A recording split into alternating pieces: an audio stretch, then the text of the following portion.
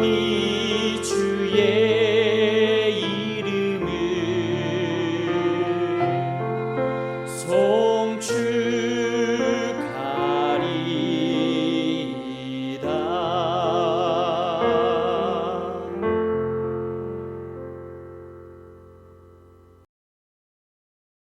할렐루야. 오늘 함께 나눌 하나님의 말씀은 시편 75편 2절 말씀입니다. 함께 읽겠습니다.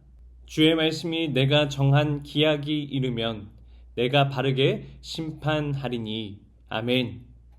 오늘 함께 우리가 살펴볼 이 시편 75편은 한 가지 질문과 마주하게 됩니다. 하나님은 정말 세상을 공의롭게 다스리고 계시는가? 라고 하는 것이죠. 시편 73편에서도 아삽은 같은 문제를 가지고 고민했습니다. 악인의 형통함을 보면서 거의 넘어질 뻔했다라고 고백을 하죠. 오늘 함께 읽은 이 시편 75편 역시 이 비슷한 배경 속에서 읽을 수 있습니다. 세상은 혼란스럽고 교만한 자들은 힘을 자랑하며 살아갑니다. 그러한 현실 속에서 시편 기자는 무엇을 바라보고 있는지를 우리에게 보여주고 있습니다. 오늘 본문 1절 말씀을 함께 읽도록 하겠습니다. 하나님이여, 우리가 주께 감사하고 감사함은 주의 이름이 가까움이라. 사람들이 주의 기이한 일들을 전파하나이다. 아멘. 시편 기자는 감사로 시작을 합니다. 오늘 본문을 끝까지 읽어보면 세상은 아직 어지럽습니다. 교만한 자들도 여전히 존재하고 하나님의 심판도 아직 완전히 이루어지지 않은 상태이죠. 그런데도 시편 기자의 입에서는 감사가 흘러나오고 있습니다. 왜 그럴 수 있을까요? 그것은 바로 주의 이름이 가깝기 때문입니다. 성경에서 하나님의 이름은 단순한 호칭이 아닌 하나님의 성품과 하나님의 임재를 의미합니다. 그러므로 하나님의 이름이 가까이 있다라고 하는 것은 하나님께서 자기 백성과 멀리 떨어져 계시지 않다라고 하는 것을 의미합니다. 시편 기자는 현실보다 먼저는 하나님을 바라보고 있습니다. 그리고 바로 이어지는 2절에서는 하나님께서 직접 말씀하시죠. 2절 말씀 함께 읽도록 하겠습니다. 주의 말씀이 내가 정한 기약이 이르면 내가 바르게 심판하리니. 아멘. 이 말씀은 시편 75편의 중심입니다. 그리고 또한 이 구절은 시편 전체를 이해하는 데 있어서 핵심 키라고 볼 수가 있죠. 하나님은 반드시 심판하는 분이시며 불의를 외면하는 분이 아닙니다. 다만 하나님께는 정하신 때가 있습니다. 우리는 종종 하나님께 이렇게 물을 때가 있습니다. 왜 지금입니까? 왜 아직도 악인은 형통합니까? 왜 하나님은 침묵하십니까? 그런데 하나님은 내가 정한 때에 이르면, 내가 정한 기약에 이르면 이라고 말씀하십니다. 성경 전체를 보면 하나님은 언제나 하나님의 때에 일하셨습니다. 노아 시대에도 심판의 때가 있었고 애굽을 향한 심판에도 하나님의 때가 있었습니다. 갈라디아서 4장 4절은 때가 참을 하나님의 그 아들을 보내사라고 말씀합니다. 하나님은 우연히 일하시는 분이 아닙니다. 정하신 때에 정확하게 일하시는 분이십니다. 그리고 이 말씀은 3절에서 더욱 분명해지죠. 우리 3절 말씀을 함께 읽도록 하겠습니다. 땅의 기둥은 내가 세웠거니와 땅과 그 모든 주민이 소멸되리라 하시도다. 셀라. 아멘. 고대 근동 사람들은 땅이 기둥 위에 세워져 있다라고 생각했습니다.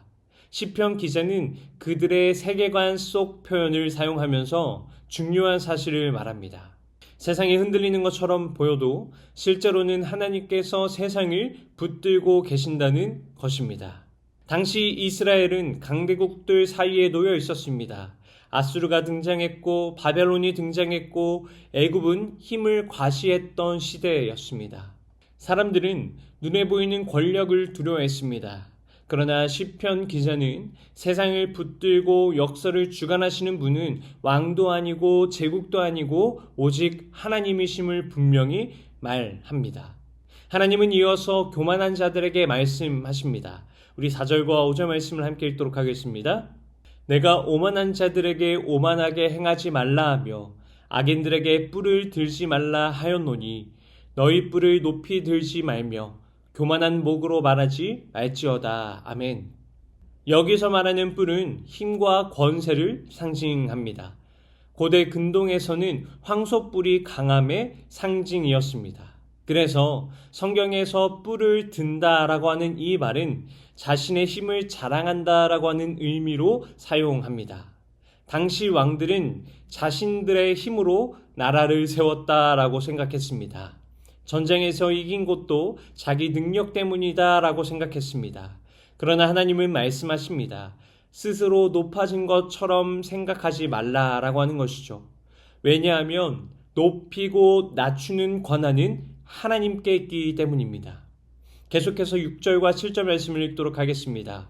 물은 높이는 일이 동쪽에서나 서쪽에서 말미암지 아니하며 남쪽에서도 말미암지 아니하고 오직 재판장이신 하나님이 이를 낮추시고 저를 높이시느니라. 아멘. 이 말씀은 누가 역사의 주관자이신가 라고 하는 것을 분명하게 말하고 있습니다. 사람들은 권력을 통해서 자신을 높이려고 합니다. 돈을 통해 자신을 높이려고 하고 세력과 영향력을 통해서 자신을 높이기도 합니다. 그러나 시편 기자는 그것이 역사의 진실이 아니다라고 말합니다. 참된 높아짐과 낮아짐은 하나님께 달려있다라고 말하죠. 그래서 시편 기자는 인간의 힘을 바라보지 말고 하나님의 주권을 바라보라라고 가르칩니다. 그리고 그 주권은 심판에서도 나타납니다. 8절 말씀 함께 읽도록 하겠습니다. 여호와의 손에 잔이 있어 술 거품이 일어나는도다. 속에 섞은 것이 가득한 그 잔을 하나님이 쏟아내시나니 실로 그 찌꺼기까지도 땅의 모든 악인이 기울여 마시리로다. 아멘. 성경에서 잔은 종종 하나님의 진노를 상징합니다. 하나님께서는 악을 영원히 방치하지 않으십니다. 하나님의 때가 되면 반드시 심판하십니다. 그러므로 시편 기자가 말하고 싶은 것은 단순히 악인이 망한다라고 하는 것이 아닙니다. 하나님의 공의는 반드시 이루어진다라고 하는 것이죠. 지금은 보이지 않고 더딘 것처럼 보여도 하나님은 결코 자신의 공의를 포기하지 않으십니다. 그래서 시편 기자는 마지막에 다시 하나님께 시선을 돌립니다. 우리 9절과 10절 말씀 함께 읽도록 하겠습니다. 나는 야곱의 하나님을 영원히 선포하며 찬양하며 또 악인들의 뿔을 다 베고 의인의 뿔은 높이 들리로다. 아멘. 시편은 심판의 이야기로 끝나지 않습니다. 찬양으로 끝이 납니다. 왜냐하면 시편 기자의 관심은 결국 악인이 아니라 하나님이기 때문입니다. 사랑하는 성도 여러분, 하나님은 오늘 말씀을 통해서 정한 기약에 이르면 반드시 바르게 심판하신다라고 말씀하십니다. 하나님은 침묵하고 계신 것도 아니고 외면하고 계시지도 않습니다. 하나님은 역사를 주관하시는 분이십니다. 다만 하나님의 시간표가 우리의 시간표와 다를 뿐이죠. 우리의 삶에 이해되지 않는 일들이 있을 수 있습니다. 왜 이런 일이 지금 일어나고 있는 것인지, 왜 악인이 형통해 보이는지 알 수 없는 순간도 있을 것입니다. 바라기는 시편 기자와 같은 믿음이 저와 여러분 안에 있기를 간절히 소망합니다. 눈에 보이는 현실이 아니라 하나님의 때에 하나님의 방식으로 일하실 하나님의 통치를 신뢰하며 오늘도 역사의 주관자 되신 하나님을 바라보는 복된 성도님들이 되시기를 주님의 이름으로 축원드립니다. 기도하겠습니다. 공의로우신 하나님, 시편 말씀을 통해 세상의 역사를 주관하시는 분이 하나님이심을 다시 바라보게 하시니 감사합니다. 우리는 종종 눈앞의 현실을 바라보며 낙심할 때가 있습니다. 악인이 형통하는 것처럼 보이고 불의가 승리하는 것처럼 보일 때가 있습니다. 그러나 오늘 말씀을 통해 하나님께서는 세상을 다스리고 계시며 정하신 때에 바르게 심판하시는 분이심을 다시 깨닫게 하시니 감사합니다. 주님, 우리의 조급함과 불신앙을 용서하여 주시고 하나님의 때보다 우리의 신앙을 앞서 세우며 하나님의 방법보다 우리의 생각을 신뢰했던 모습을 용서하여 주옵소서. 세상이 흔들리는 것처럼 보여도 흔들리지 않으시는 하나님을 바라보게 하시고 사람의 힘과 권세가 아니라 역사의 주관자 되시는 하나님을 신뢰하게 하여 주옵소서. 우리 안에 있는 교만함을 경계하게 하시고 모든 높아짐과 낮아짐이 하나님께 있음을 기억하게 하여 주옵소서. 하나님께서 정하신 때에 가장 선하고 의로운 방법으로 일하실 것을 믿습니다. 그러므로 오늘도 하나님을 찬양하며 하나님을 신뢰하며 살아가는 믿음의 사람들이 되게 하여 주시옵소서. 이 모든 것 살아계신 예수님의 이름으로 기도드립니다. 아멘. 오늘 함께 기도할 도구기도 제목은 필리핀 방까방까 트랄랄라 하나님의 자녀들 교회와 어린이집을 위하여입니다.